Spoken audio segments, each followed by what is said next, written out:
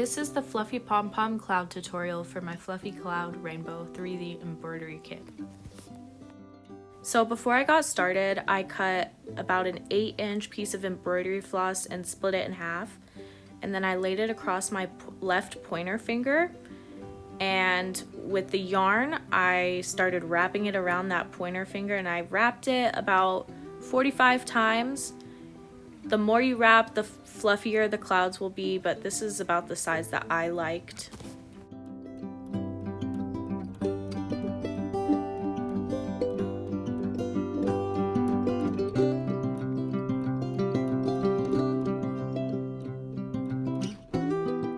And once I have finished wrapping it around, I pull the other end of the embroidery floss a little bit and just tie it. I'm not going to be pulling it tight yet.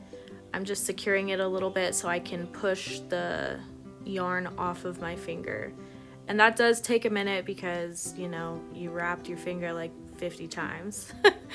But once that comes off, then we are going to pull the floss as hard as we can, make that knot as tight as we can, and double knot it or triple knot it, whatever you think is best to make it as tight as possible.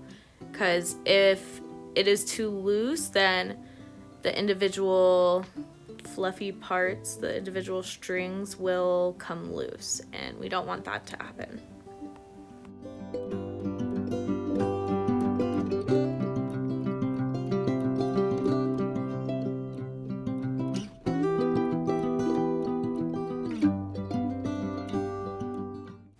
You can see I'm kind of struggling a little bit, but I'm just trying to make sure that that bottom knot is as tight as possible before I tie the second knot.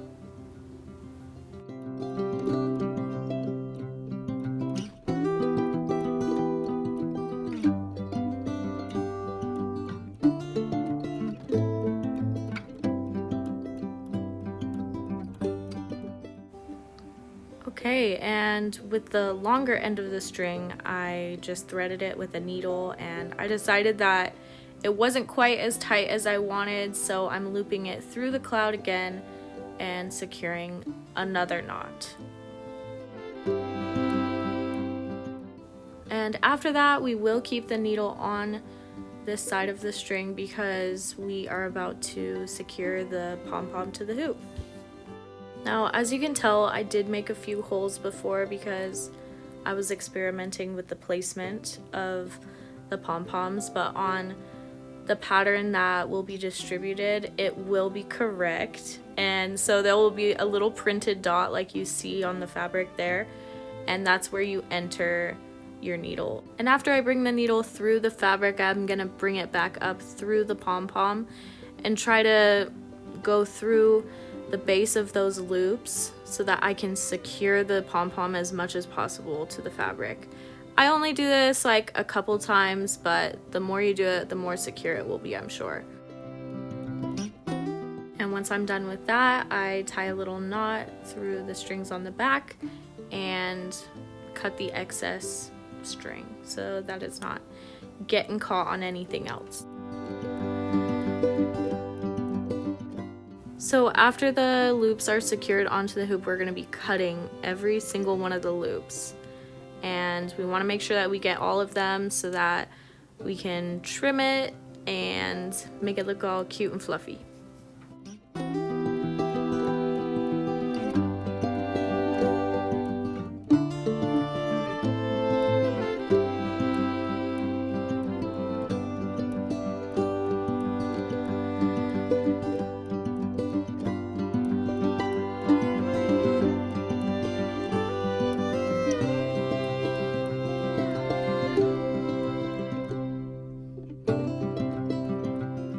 Now that all the loops are cut, we're gonna start shaping the pom-poms.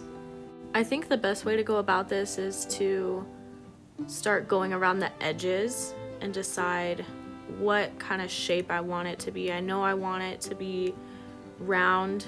Oop, it fell. I know I want it to be round, so I'm gonna go around the edges and cut all of the extra long pieces. I don't start in the middle because I don't want to cut it too short in the middle. But yeah, I just gradually do it. I think the less you cut at the beginning, the better, because you can always cut more later, but you can't take away a cut that you've already done. You can see here, I'm just cutting some of the excess though, little bits at the top. And the more that you work on it, the easier it will be to see the shape. I am gonna speed this up a little bit because I tend to take my time when cutting the loops. So you can still tell what I'm doing. I'm shaping it, making it round.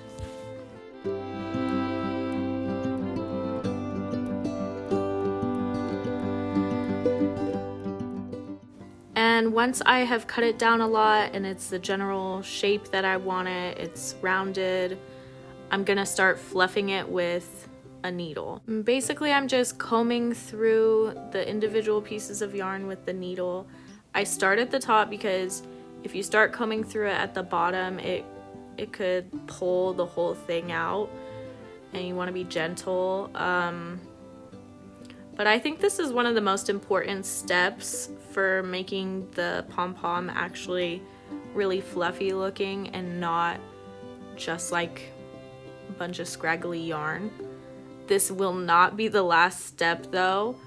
Once I'm done fluffing, I will be trimming once again.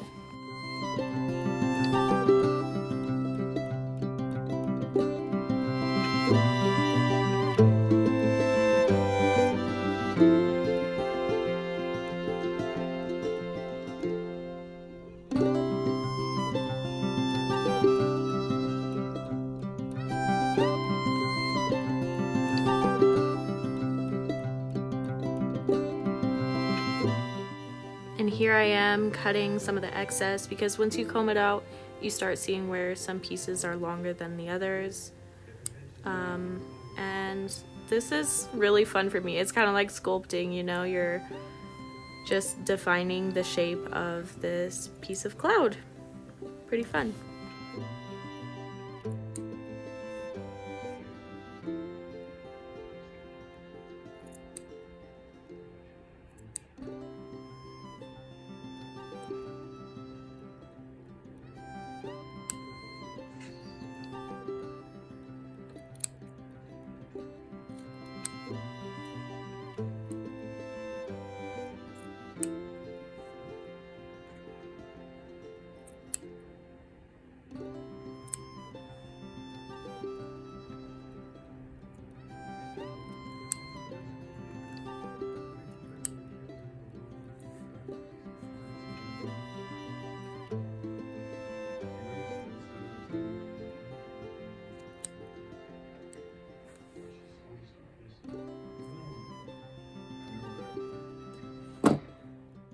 After I'm done with the shape of the first pom-pom, I just repeat all the other steps, make all the rest of the pom-poms. There's gonna be 5 in this cloud pattern.